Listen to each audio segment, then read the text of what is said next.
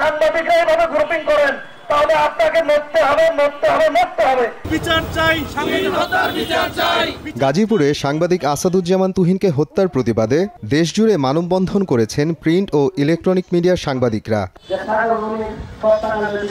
শনিবার দুপুরে কিশোরগঞ্জের কালীবাড়ি মোড় বিজয় চত্বরে মানববন্ধন করে কিশোরগঞ্জ প্রেস ক্লাবের সদস্যরা। এ কর্মসূচিতে একাত্মতা প্রকাশ করেন জেলা বিএনপির সাধারণ সম্পাদক ও জেলা জামাতে আমির। কালকে তুহিনকে মৃত্যুবরণ করতে হয়েছে, আজকে হয়তো আমাদেরকে কাউকে হয়তো মৃত্যুবরণ করতে হবে যদি আমরা এর প্রতিবাদ না করি। এভাবে একটি রাষ্ট্র চলতে পারে না। আজকে গাজীপুরের তুহিন মরে গিয়ে প্রমাণ করে গেল সে শুধু একজন তুহিনই নয়, একজন 18 কোটি মানুষের প্রতিবাদী একটি কণ্ঠ। আমরা চাই ভবিষ্যৎ বাংলাদেশে যেন আর কোনো সাংবাদিক এরকম হত্যা কিংবা নির্যাতনের শিকার না হয়।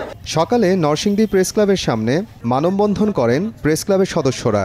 এ সময় সাংবাদিক সুরক্ষা আইনের যথাযথ বাস্তবায়নের দাবি জানান অংশগ্রহণকারী সাংবাদিকরা।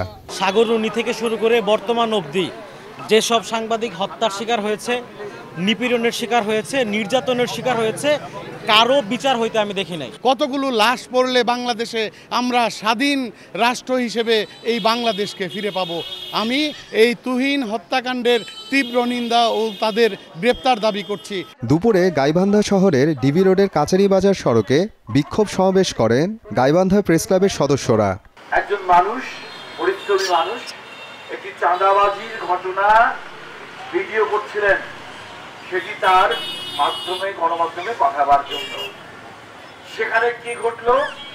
চারপাশে মানুষ দাঁড়িয়ে থাকলো, এদিকে সার্কাস, চারপাশে মানুষ দাঁড়িয়ে থাকলো, তারা ভিডিও করলো, তাকে নির্মমভাবে হত্যা করা হলো। সেখানে সে পালিয়ে রক্ষা পেল না, তাকে কোপানো হলো দোকানের ভেতরে ঢুকে, সেখানেও সার্কাস। চারপাশে যারা মানুষ তারা বললো আমরা দেখলাম কয়েকজন লোক এসে তাকে কোপাচ্ছে এবং আমরা বললাম যে বাবা আর কোপাও না, বাবা আর কোপায় না, কিন্তু কেউ চাপাতিটা ধরতে যায়নি। ৫৩ বছর স্বাধীনতার পরেও আমাদের কি একটাই মাত্র সংস্কৃতি, সেটা হলো খুন হতেই থাকবে। আমরা প্রতিবাদ জানাবো এবং আমরা বলবো যে খুনিদের ধরো, বিচার করো। এই কালচার আর কতদিন চলবে? আমরা বলতেই থাকবো। আজকে সাংবাদিক করতে গিয়ে ওই সাগররুনি যে ১৭ বছরে যার বিচার হয়নি, আজকে তুহিনের হত্যার কারণে ৫ জনকে গ্রেপ্তার করা হয়েছে, তাদের বিচার হবে কিনা আমরা সন্দেহের মধ্যে রয়েছি। অন্তর্বর্তীকালীন সরকার রয়েছে, আপনারা আপনাদের আইনের দিকে একটু মনোযোগ দিন। খালি সাংবাদিক না, সাধারণ মানুষও ভাবে বিচার পাচ্ছে। বেলা 11টায় সাতক্ষীরা নিউ মার্কেট চত্বরে মানববন্ধন ও বিক্ষোভ সমাবেশ করেন জেলায় কর্মরত সাংবাদিকরা। আমরা প্রথম ধাপ দ্বিতীয় ধাপ বুঝে নাই। এদেশের মানুষ এখনো নিরাপত্তাহীনতায় ভুগছে। এদেশের মানুষ, সাধারণ মানুষ স্বাভাবিকভাবে চলতে পারে না। এদেশের স্বাভাবিক মানুষ স্বাভাবিকভাবে কথা বলতে পারে না। সাংবাদিকদের ত্রুটি চেপে ধরা হয়েছে। আর আপনারা বলছেন আমাদের প্রথম ধাপ হচ্ছে, এই জন্য অন্তর্বর্তীকালীন সরকারকে আমরা ক্ষমতায় রাখা হয়নি। আমরা ফ্যাসিবাদের বিরুদ্ধে যে সরকারকে কোথায় বানানো হয়েছিল, এদেশের মানুষের স্বাভাবিক বাঁচা, এদের মানুষ, বিশেষ করে সাংবাদিকরা তাদের উচ্চ কণ্ঠে সঠিকভাবে কথা বলতে পারবে। এই জন্য তাদেরকে আমরা অন্তর্বর্তীকালীন সরকারের সদস্য করে সেখানে পাঠিয়ে দিলাম। শরীয়তপুর ঢাকা সড়কের কেন্দ্রীয় শহীদ মিনারের সামনে মানববন্ধন ও বিক্ষোভ করেছেন জেলার কর্মরত সাংবাদিকরা।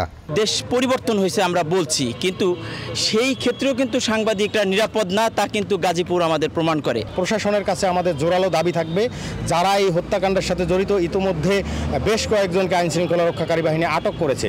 এর বাইরে যারা এর সাথে জড়িত আছে, দ্রুত সময়ের মধ্যে তাদের আটক করতে হবে। গাজীপুরে তুহিন ভাইকে হত্যা করা হয়েছে।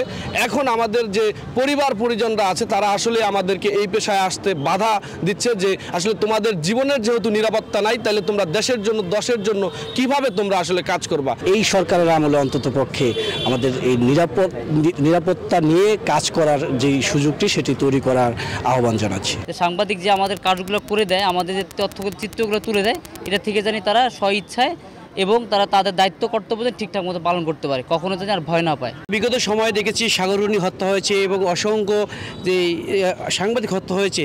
যদি স্বৈরাচার আমলে যদি সাংবাদিকদের হত্যা হয়, আমরা এই অন্তর্বর্তীকালীন সরকার এসে তাহলে কি পেলাম? আমরা আরও একটি লাশ পেলাম, আমরা একটি সাংবাদিক, আমাদের সাংবাদিক নিরাপত্তা কোথায়? তারা যত বড় শক্তিশালী লোক হোক, তাদের যাতে আইনের আওতায় আনা যায় এবং সাংবাদিকদের সুরক্ষার যেই আইনগুলো সেগুলো যাতে যথাযথভাবে প্রয়োগ হয়, এই দাবি জানাচ্ছি আমরা। সাংবাদিক তুহিনের হত্যাকারীদের দ্রুত গ্রেফতার ও দৃষ্টান্তমূলক শাস্তির দাবি জানান বক্তারা। মোহাম্মদ আফরানুল ইসলাম, সময় সংবাদ।